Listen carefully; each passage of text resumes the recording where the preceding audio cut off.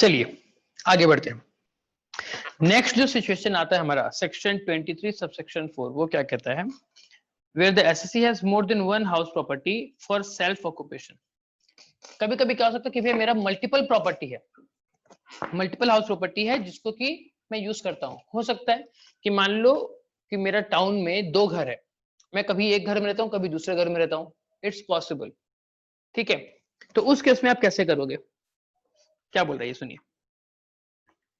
Where the SSC owns more than one residential house property, याद रखना word है residential house property, ठीक है। Where the SSC owns more than one residential house property, अगर घर रहने वाला अगर प्रॉपर्टी उसके पास एक से ज्यादा है, then at the option of the SSC, तो हम SSC का ऑप्शन देंगे क्या? Anyone, कोई भी एक प्रॉपर्टी को उनमें से any one of the such property may be treated as self-occupied property and its annual value will be nil. And the other self-occupied or unoccupied property shall be treated as deemed to be let out. हम मान लेंगे कि भैया वो आपका deemed to be let out है, ठीक है। दूसरा क्या कहता है? This option can be changed year after year in a manner beneficial to the SSC.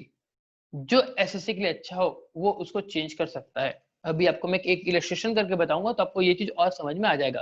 But first read the provision. In case of deemed let out property, the expected rent shall be taken as the gross annual value. जी हाँ, deemed let out property में भले ही वो आपने भाड़ा नहीं लगाया, but हम क्या मानेंगे? वो आपका डीम्ड लेट आउट प्रॉपर्टी है, और उस केस में ईआरवी और एक्चुअल रेंटल वैल्यू उसको कंपेयर करके जीएवी नहीं निकालेंगे। जो आपका ईआरवी निकला मतलब क्या? FRV MRV whichever is higher, higher compare with SRV whichever is lower, ये जो निकला ये आपका क्या हो गया? ग्रॉस एनुअल वैल्यू, और उसको आपका एनुअल वैल्यू माना जाएगा और उसके ऊपर टैक्स लगाया जाएगा। थोड़ा सा हार्डशिप यहां पर होता है एसएससी के साथ, बट देखिए आगे। The question of considering actual rent received और receivable does not arise. Just because क्योंकि भैया क्या बोल दिया कि एक्सपेक्टेड रेंटल वैल्यू को ही आपको ग्रॉस एनुअल वैल्यू ले लेना है। तो हम आज तक क्या करते आए थे? Expected rental value compared with actual rental value whichever is higher, उसको हम लेते थे ग्रॉस एनुअल वैल्यू। लेकिन जब यहाँ पर आपको बोल दिया कि एक्सपेक्टेड रेंटल वैल्यू को ही आपको क्या लेना है? आपको लेना है ग्रॉस एनुअल वैल्यू। तो जो कंपेयर करते थे एक्चुअल रेंटल से, उसका तो कोई क्वेश्चन अराइज ही नहीं होता, and consequently no adjustment is necessary on account of property remaining vacant और अनरियलाइज्ड रेंट। तो इसीलिए हम कल तक क्या करते थे? अगर जो एक्चुअल रेंट मिला उससे माइनस करते थे ना, लॉस ड्यू टू वैकेंसी, कितना महीना हमको पैसा नहीं मिला, वो चीज। तो वो सब चीज नहीं होगा। यहाँ पर थोड़ा सा आपका हार्डशिप आ जाता है कि इफ, अब देखो ये क्या कहता है, अब आपको समझाता हूं मैं, ध्यान दीजिएगा।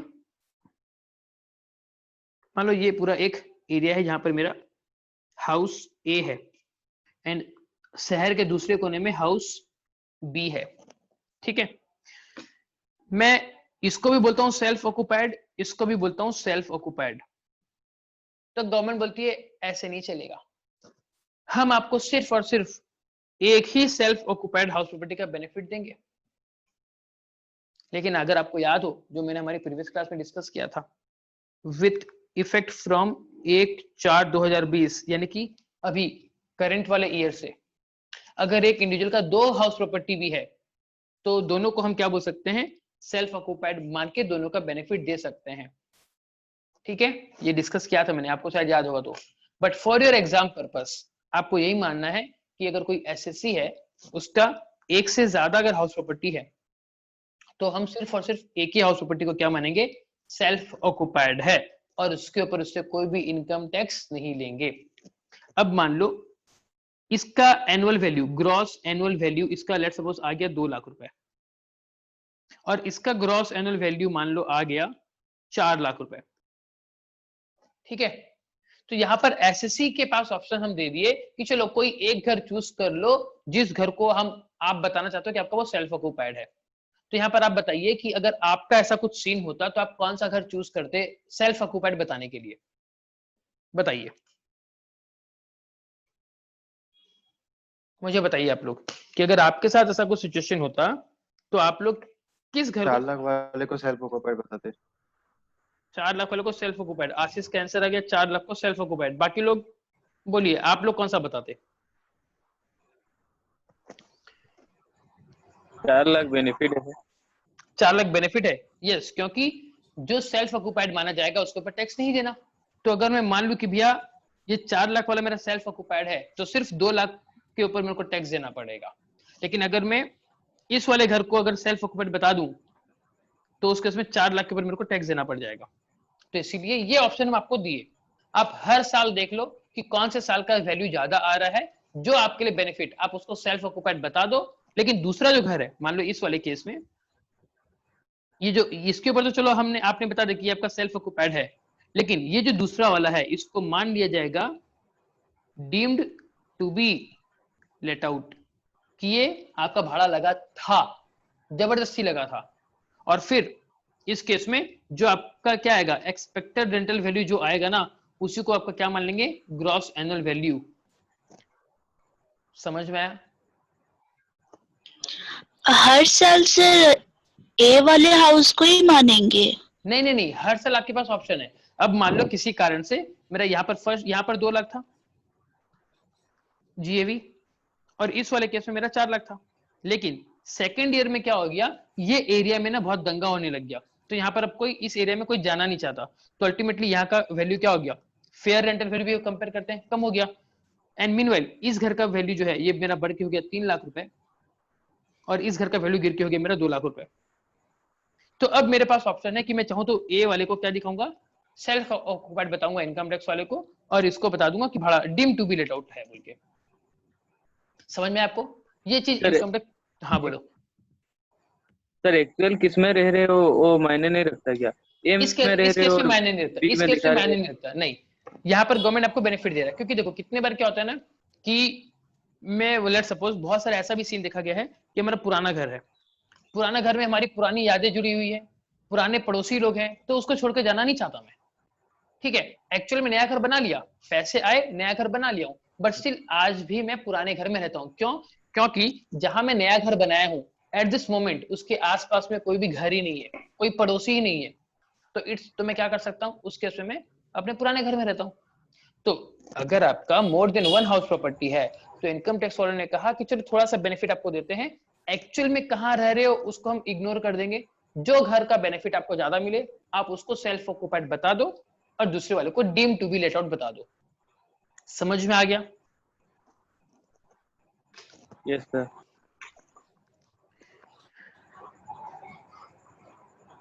तो यहाँ पर थोड़ा सा हार्डशिप जाती है एक आम आदमी को। तुम खुद सोच के देखो कि यार मैं क्या गलती कर दिया, मैं अगर 2 घर रखा हूं तो दूसरे घर को आप मान ले कि जबरदस्ती भाड़ा लगा है, मैं भाड़ा नहीं देना चाहता भैया, मैं दोनों घर अपने पास रखना चाहता हूँ। आज मेरा मर्जी कि लेट सपोज कि ऐसे भी हो सकता है, दिस इज द स्ट्रक्चर, मान लो ये पहाड़ है, कुछ ऐसा स्ट्रक्चर है हमारा, मैं जहां पर रहता हूँ, तो यहाँ पर मेरा एक घर है और यहाँ पर एक घर है।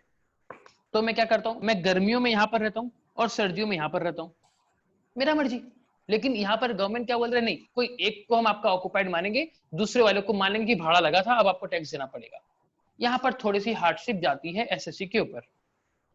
ठीक है, लेकिन अब आप ऐसा क्यों किया गया, ऐसा इसलिए किया गया कि गवर्नमेंट ने देखा कि ऐसे बहुत कम ही लोग हैं इंडिया में जिसके पास एक से ज्यादा, बहुत कम, मतलब अगर मैं टोटल पॉपुलेशन की बात करूं, अगर मैं 130 करोड़ जनता की बात करूं, तो ऐसे बहुत ही कम लोग ऐसे हैं जिसके पास मल्टीपल हाउस प्रॉपर्टी है खुद की रहने के लिए। तो इसलिए हम उनसे हार्डशिप थोड़ा सा करते हैं, हमसे ज्यादा टैक्स लेते हैं। अगर आप 2-2 घर रख सकते हो तो भी आप पैसा भी दे सकते हो। एंड यूजुअली ये देखा गया है, इंडिया का जो रिकॉर्ड है उससे ये देखा गया है कि अगर कोई हाउस प्रॉपर्टी, मतलब पॉपुलेशन इतनी बढ़ गई है ना कि कोई भी घर वैकेंट जल्दी से नहीं रहता, अनलेस एंड अनटिल कोई बहुत ही एक्सेप्शन केस हो। ठीक है, कोई अगर भूत बंगला टाइप में हो, that's a different matter, but usually मानते हैं कि भी आपका भाड़ा लग गया होगा, आप खाली गवर्नमेंट को बताने के लिए नहीं बता रहे हो कि आपका भाड़ा नहीं लगा।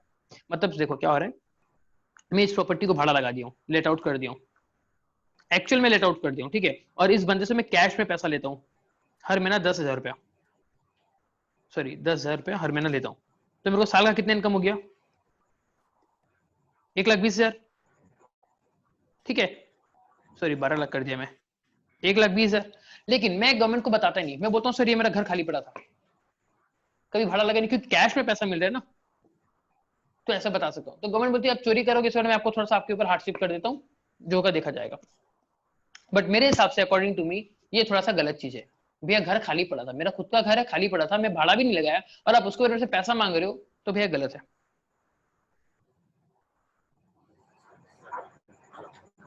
देख लो, यहां तक समझ में आया आपको?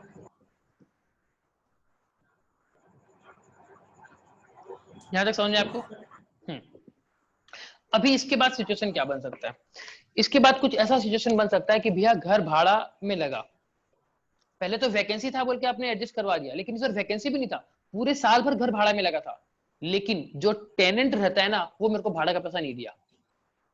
तो अगर मेरे को भाड़ा का पैसा ही नहीं मिला तो मैं टैक्स कैसे दूं, उसका कंपटीशन कैसे करेंगे, वो भी आगे आएगा। बट उससे पहले ये तो देख लो, सेक्शन 23(5) क्या कहता है ये? House property held as stock in trade. मैं एक बिल्डर हूं, मैं घर को बना के बेचता हूं, ठीक है, तो मैं हाउस प्रॉपर्टी को क्या दिखाया हूं, ऐसे stock in trade, and not let out during the whole और पार्ट ऑफ द ईयर, और वो मैंने भाड़ा भी नहीं लगाया।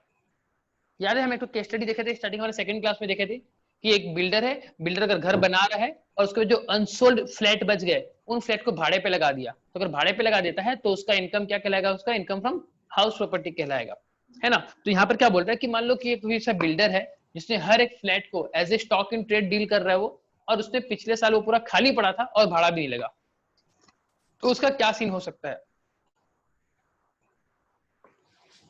Where the SSE held any house property, SSE का कोई भी हाउस प्रॉपर्टी है जो कि वो क्या करता है, वो उसको दिखा रहा है ऐसे stock in trade, wait, SSE उसको दिखा रहा है हाउस प्रॉपर्टी को as a stock in trade बता रहा है, and does not let out, और उसने भाड़े पे भी नहीं लगाया उस घर को, सच हाउस को, ड्यूरिंग दी होल और part of the previous year, मतलब एक दिन भी भाड़े पे नहीं लगाया, तो उस केस में एनुअल वैल्यू उस घर की, सच प्रॉपर्टी और पार्ट ऑफ द प्रॉपर्टी, उस घर की annual value up to 1 year from the end of financial year in which the certificate of completion of construction is obtained from the competent authority shall be taken as nil. मतलब क्या बोल रहा है? ये बोल रहा है कि देखो, जस्ट अ मिनट,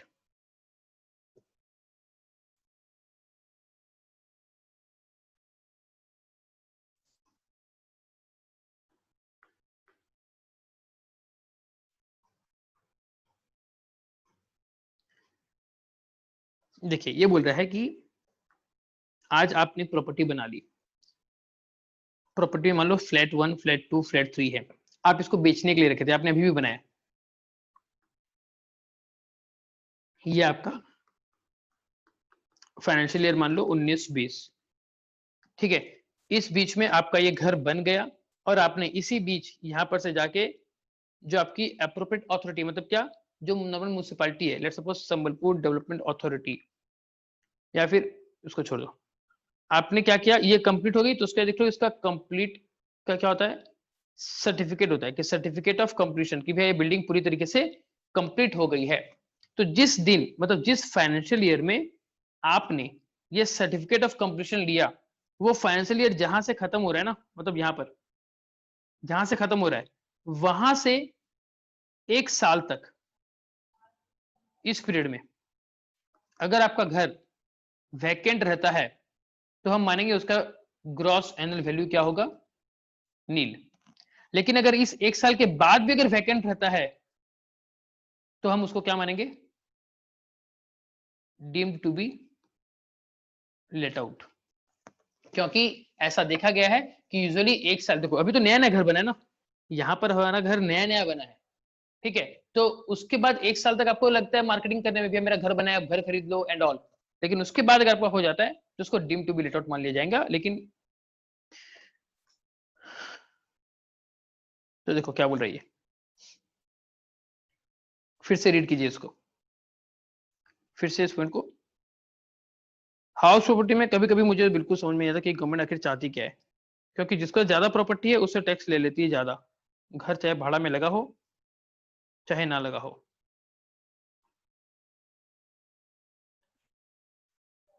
देखिए फिर से एक बार रीड आउट कीजिए और आपको समझ में आएगा क्या बोल रहा है ये। Where the house property held as stock in trade, आपने हाउस प्रॉपर्टी को रखा है as a stock in trade और आपने उसको भाड़ा भी नहीं लगाया ड्यूरिंग दी होल और पार्ट ऑफ द ईयर, मतलब पिछले साल भाड़ा लगा ही नहीं बिल्कुल भी। उस केस में आप क्या करते हो, not let out such house property then the whole और part of the previous year में आपने भाड़ा नहीं लगाया, सो द एनुअल वैल्यू जो हो जाएगा उस प्रॉपर्टी का अप टू 1 ईयर, एक साल तक। कब से एक साल तक? From the end of financial year, उस फाइनेंशियल ईयर के एंड से एक साल तक, मतलब एक और फाइनेंशियल ईयर। और वो फाइनेंशियल ईयर कौन सा बात कर रहा है? In which the certificate of completion of construction is obtained from the competent authority, मतलब जिस ईयर में आपका सर्टिफिकेट ऑफ कंप्लीशन आपने ले लिया उस ईयर के एंडिंग से लेकर, मतलब उसका फाइनेंशियल ईयर एंडिंग से लेकर नेक्स्ट एक साल तक हम उसका वैल्यू क्या मानेंगे? जीरो मानेंगे, उसका वैल्यू को जीरो मानेंगे। उसके बाद नेक्स्ट ईयर से फिर उसको टैक्सेबल कर सकते हैं। सो इट मींस भैया फटाफट अगर ऐसी प्रॉपर्टी बन गई है तो उसको बेचो। समझ में आपको? यहां तक समझ में आया क्या आपको? बताइए। इसके बाद अब हमारा आएगा सबसे लास्ट इंपॉर्टेंट वाला, अनरियलाइज्ड रेंट। तो पहले बताइए यहां तक आपको समझ में आया? Yes sir. बाकी लोग प्लीज फटाफट कंफर्म कीजिए। सर 1 ईयर मतलब बोलो। रेंट कम पैसा नहीं दिया तो भी चलेगा? 1 ईयर? नहीं नहीं नहीं नहीं, यहाँ पर क्या बोल रहा है? नॉट लेट आउट, भाड़ा नहीं लगा तो उसको माफी मिलेगा। मान लो आपने घर बना लिया और जैसे ही घर बना आपने भाड़ा भी दे दिया, अगर भाड़ा दिया मतलब आपको मिला ना, हमको भी दो। इनकम टैक्स वाले का सीधा सा फंडा है, आप कमा रहे हो और आप हमको भी दो, आप नहीं कमा रहे हो तो चलो देखते हैं, बाकी बात है। समझ में आया ना? तो अब देखिए, अब आता है बहुत ज्यादा important, that is treatment of unrealised rent. यहां पर हम पढ़ेंगे रूल 4, अगर आपको याद होगा तो हम डिस्कस किए थे रूल 4 के बारे में भी। देखिए अनरियलाइज्ड रेंट ये क्या होता है कि घर भाड़ा लगा था, घर वैकेंट नहीं था, साल भर भाड़ा लगा था और उसमें घर वाले मतलब जिसको मैंने भाड़ा दिया था वो लोग भी रह रहे थे, लेकिन किंतु परंतु बंधु उसने हमको पैसा ही नहीं दिया। No doubt I am the owner of the house property, मैं इस घर का मालिक हूं और मैं टैक्स देने के लिए भी रेडी हूं, लेकिन सरकार अब आप मुझे बताइए कि मैंने जिसको प्रॉपर्टी दी है भाड़े पे वो मुझे अगर भाड़ा का पैसा ही नहीं देता है, वो मुझे भाड़ा का पैसा नहीं दिया तो मेरे पास एक्चुअल में पैसा नहीं आया। आप शुरुआत में क्या बोलते थे हाउस प्रॉपर्टी के लिए कि हाउस प्रॉपर्टी एक ऐसा सोर्स मतलब इनकम है, सोर्स ऑफ इनकम है जहां पर हम एक्चुअल पैसा मिले नहीं मिले बात की बात, हम किसके ऊपर टैक्स करते हैं? उसका कितना कमा सकता है वो प्रॉपर्टी, है ना? हम उस प्रॉपर्टी का नोशनल वैल्यू देख के उसको चार्ज कर सकते हैं। लेकिन सरकार प्लीज एक बार आपका ईमानदारी से सोच कर देखिए, मैं जिसको भाड़ा दिया वो टेनेंट अच्छा नहीं है, वो या फिर उस टेनेंट की हालत अच्छी नहीं है, परिस्थिति बेकार है, वो मेरे को भाड़ा ही नहीं दे पाया, तो सरकार जब मेरे पास पैसे नहीं आए मैं आपको पैसे कैसे दूं? मतलब इनकम नहीं आया और मैं आपको उसके ऊपर टैक्स दूं, वो तो दिक्कत हो जाएगी ना। मतलब फिर तो पाप कर दिया मैं किसी को भाड़ा में देके घर। As a normal human being सोच कर देखिए, तो उस केस में क्या करें? देखिए treatment of unrealised rent, explanation to section 23 subsection 1.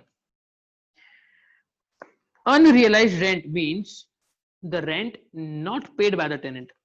Tenant ने मतलब जिसको हमने भाड़ा में दिया है वो आपको रेंट पैसा नहीं दिया, and thus not realized by the owner, और इसलिए ओनर को मिला नहीं, तो ओनर को मिला नहीं और टेनेंट ने दिया नहीं, तो वो क्या हो जाएगा आपका अनरियलाइज्ड रेंट। चलो भैया यहां तक तो बात समझ में आई, लेकिन टैक्स का ट्रीटमेंट क्या करेंगे वो भी बताओ। अब आगे देखिए, the actual rent received or receivable by the owner shall not include any unrealized rent. ठीक है, जो हम कंपेयर करते हैं याद है आपको, expected rental value and actual rental value compare करते हैं, whichever is higher उसको लेते हैं ग्रॉस एनुअल वैल्यू। तो यहां पर बोल रहा है कि जो आप एक्चुअल रेंट रिसीव्ड और रिसीवेबल जब लोगे ना उसमें आप इस चीज को कवर नहीं करोगे, मतलब अनरियलाइज्ड रेंट अगर है तो उसको आप नहीं इंक्लूड करोगे। ठीक है भैया, लेकिन कब नहीं करोगे? कुछ कंडीशन हम बताते हैं आपको। रूल 4 ऑफ इनकम टैक्स में हम आपको एक कुछ कंडीशन बताएंगे कि वो कंडीशन अगर मतलब सेटिस्फाइड हो जाए तो ही आपको इसका बेनिफिट मिलेगा, नहीं तो नहीं मिलेगा। ध्यान से समझिए क्या कहता है रूल 4। रूल 4 कहता है कि the following conditions must be satisfied. Yes, must 100% satisfied होनी चाहिए। और चारों की चारों नीचे जो भी दी गई हैं ये कंडीशन 1 है, ये कंडीशन 2 है, ये कंडीशन 3 है, ये कंडीशन 4 है। ये चारों की चारों कंडीशन अगर एक साथ फुलफिल होगी तभी हम आपको इसका बेनिफिट देंगे। मतलब क्या, तभी हम आपका बात मानेंगे कि चलो आपको अनरियलाइज्ड का पैसा नहीं मिला और आप उसके ऊपर टैक्स मत दो। तो क्या है वो कंडीशन, देखिए। द टेनेंसी इज बोनाफाइड, मतलब आपने जो भाड़ा में दिया है वो एक नॉर्मल भाड़ा में दिया है, मतलब सिर्फ टैक्स बचाने के लिए आपने ऐसा कुछ सीन क्रिएट नहीं किया।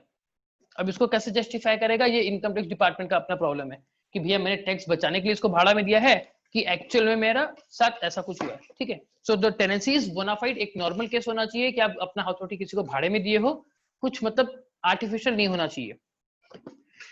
देन डिफॉल्टिंग टेनेंट, जिस आदमी ने जिसको मैंने घर भाड़ा में दिया वो अगर डिफॉल्ट कर रहा है, हैज वेकेटेड, वो घर अगर खाली छोड़ दिया है, ठीक है, वो घर पैसा नहीं दिया है और वो घर छोड़ के चला गया है, या फिर घर छोड़ के नहीं जाऊंगा, जो करना है कर लो जाओ, ऐसा भी बहुत सारा आपको सीन देखने को मिला होगा। तो वो क्या बोल रहे हैं, अगर वो घर नहीं छोड़ा तो steps have been taken to compel him to vacate the property, मतलब मैं नेसेसरी स्टेप्स लिया हूं कि भाई तू ये घर छोड़ के चले जा, क्योंकि तू भाड़ा तो दे नहीं रहा है, तो भैया तू घर खाली कर, मैं किसी और को भाड़े में लगाऊंगा। तो आपने क्या स्टेप लिया उसको घर से निकालने के लिए भी, नहीं तो क्या हो जाएगा, गवर्नमेंट बोलेगा यार जब वो बंदा आपको पैसे नहीं दे रहा है और आप उसको घर से भी नहीं निकाल रहे हो, तब तो पक्का मैं यही मानूंगा कि वो आपको पैसे देता है, आप झूठ बोल रहे हो। तो यहाँ पर आपको प्रूफ करना पड़ेगा कि नहीं सर, जो टेनेंसी था, जो भाड़ा लगा था वो नॉर्मल केस में लगा था एंड उसको निकालने, या तो वो घर छोड़ के चले गया है या फिर मैंने उसके ऊपर वो भी किया है, मतलब कि भाई तू घर छोड़ के जा, मैं उसको नोटिस भी दिया भाई तू छोड़ के जा, मैं बहुत रिक्वेस्ट भी किया घर छोड़ के जा, मतलब हर एक कोशिश में कर चुका हूं उसको घर से छुड़ाने के लिए। Then defaulting tenant is not in occupation of any other property of the SSC. जी हाँ, जिस बंदे ने मेरा पैसा नहीं दिया वो ये घर तो छोड़ के चले गया, लेकिन मैंने क्या किया, मेरा दूसरा हाउस प्रॉपर्टी था उसको उसमें रूम दे दिया, भाई तू वहां रह ले। मतलब क्या, मतलब ये मैं इनकम टैक्स की आंखों में धूल झोंकना चाहता हूं। मतलब मैं क्या किया, मेरा एक हाउस प्रॉपर्टी में दिखा दिया कि ये घर भाड़ा में रह रहा था और फिर उसको वहां से निकाल दिया ताकि गवर्नमेंट को बता सकूं कि सर देखो मैंने उसको घर से निकाल दिया, वो पैसा नहीं दिया। लेकिन वो जो आदमी को आपने निकाला उसको आप अपना ही कोई दूसरा हाउस प्रॉपर्टी में जगह नहीं दोगे। लॉजिकल है, क्योंकि अगर आप उसको दे देते हो दूसरे घर में प्रॉपर्टी तो भैया जब ये इस घर का पैसा नहीं दिया तो उस घर का भी नहीं देगा। और अगर आप उसको एक घर से दूसरे घर शिफ्ट कर रहे हो वो भी बिना पैसा लिए, तो भैया हमको आपका इंटेंशन सही नहीं लग रहा है, हो सकता है कि आप पैसे खा रहे हो बट सरकार को कुछ और बता रहे हो। And SSC has taken all reasonable steps for the recovery of the unpaid rent, और एसएससी हर एक कोशिश करके देख लिया कि भाई तू मेरा जो पैसा डूब चुका है उसको मैं उससे निकलवाऊं, भाई तू पैसे दे पैसे दे पैसे दे करके, और satisfy the assessing officer that legal proceedings would be useless। अब ये भी उसको satisfy करेगा कि भैया आप उसको केस क्यों नहीं किए, अगर आप उससे अगर पैसे निकलाने का पूरा कोशिश कर लियो तो फिर एसेसिंग ऑफिसर बोल सकता है आपको कि भैया ऐसे बात से नहीं मना, केस कर देते उसके ऊपर। तो आपको सेटिस्फाई करवाना है एसेसिंग ऑफिसर को कि भैया केस करके कोई फायदा नहीं है। क्यों, क्योंकि मेरे घर में जो रहता है यार वो बंदे के पास अभी मैं खुद देख रहा हूँ कि उसके पास पैसे बिल्कुल नहीं है, अब अगर उसके ऊपर मैं केस कर भी दूं ना तो बंदा तो इंसॉल्वेंट डिक्लेयर होकर बच के निकल जाएगा, तो वो यूजलेस होगा, फालतू टाइम उसका भी बर्बाद होगा, मेरा भी बर्बाद होगा। तो ये चार केसेस आपको सेटिस्फाई करना पड़ेगा। क्या, टेनेंसी इज बोनाफाइड, ये एग्जाम में आता है, रूल 4 का क्या कंडीशन है, अनरियलाइज्ड रेंट के लिए कौन सी चार कंडीशन रूल 4 बताता है, ये एग्जाम में आता है, जिसको जरा आप लर्न कीजिएगा। क्या कंडीशन है, सबसे पहले टेनेंसी इज बोनाफाइड, दूसरा क्या है आपका कि जो डिफॉल्टिंग टेनेंट है उसने घर को वैकेट कर दिया है या फिर आपने नेसेसरी स्टेप लिया था उसको घर से निकालने का। तीसरा स्टेप क्या है कि आपका जो डिफॉल्टिंग टेनेंट है उसको आप कोई अपना दूसरा घर नहीं दे रहे हो। एंड चौथा क्या है कि उससे अपना रिकवरी करने के लिए आपने सारा कुछ ट्राई कर लिया है, साम दाम दंड भेद हर कुछ आपने ट्राई कर लिया है, और आपको असेसिंग ऑफिसर को ये जस्टिफाई, ये सेटिस्फाई करवाना है कि अगर हम कोई लीगल एक्शन लें उसके खिलाफ तो वो कंप्लीटली यूजलेस रहेगा। अगर ऐसा कुछ सीन होता है तब गवर्नमेंट बोलेगी चलो अब आई एम सेटिस्फाइड, अब अगर आपको पैसा नहीं दिया है तो चलो हम उसके ऊपर आपको टैक्स नहीं लेंगे, हम उसके ऊपर बेनिफिट थोड़ा दे देंगे। क्या आपको बात समझ में आई? जी सर। ठीक है, तो चलिए आज हम यहाँ तक रुकते हैं। ये सारा नोट्स का फाइल आपके साथ में शेयर कर दूंगा अगर आप लोग नहीं लिखे होंगे तो। एंड इसी के बेसिस पे हम क्या करेंगे, कल की क्लास में कुछ 1-2 नंबर सॉल्व करेंगे और हमारे इस सेशन को आगे बढ़ाएंगे। आज की क्लास में अगर कुछ डाउट है तो प्लीज पूछिए, अदरवाइज हम आज का क्लास वाइंड अप करते हैं। सर पहला पॉइंट थोड़ा और एक बार। टेनेसीज बोनाफाइड ये बोल रहे हो? मतलब टेनेसी आप नॉर्मल केस में उसको दिए हो, जो घर भाड़ा में लगाए हो वो आप नॉर्मल केस में दिए हो, कोई मतलब आर्टिफिशियल क्रिएट नहीं किया कि इनकम टैक्स की नजर में मेरे को धूल झोंकना है बोल के मैं ऐसा दिखा दूं बोल के। समझ में आया? समझ में आया कि नहीं आया? बोनाफाइड मींस, देखो चलो लिख लो, ऊपर लिख लो। Bonafide means it means genuine और रियल, मतलब वाकई में है। नहीं तो मैं क्या कर सकता हूँ, झूठ झूठ बोल सकता हूँ ना। जब इनकम टैक्स वाले आएंगे पैसा लेने के लिए, मैं बोलूंगा सर गुटे मानस बोली कि ना गुटे लोग थे थिला ताकि घर भड़ारे दे थी से छाड़ी के ना पोली बोला पैसा नहीं दी। ये मैं झूठ बोल रहा हूँ। सर एक आदमी आया था घर भाड़ा में रहा था पैसा नहीं दिया, मैं झूठ बोल रहा हूँ। नहीं ऐसा नहीं होना चाहिए, it should be bona fide, genuine होना चाहिए, रियल होना चाहिए। समझ में आया ना? बोनाफाइड मतलब, बोनाफाइड मींस जेन्युइन और रियल। क्लियर? तो चलिए आज की क्लास को यहाँ वाइंड अप करते हैं, कल फिर मिलेंगे और इसको हमारा आगे बढ़ाएंगे। ठीक है, thank you sir. Thank you sir. Thank you sir.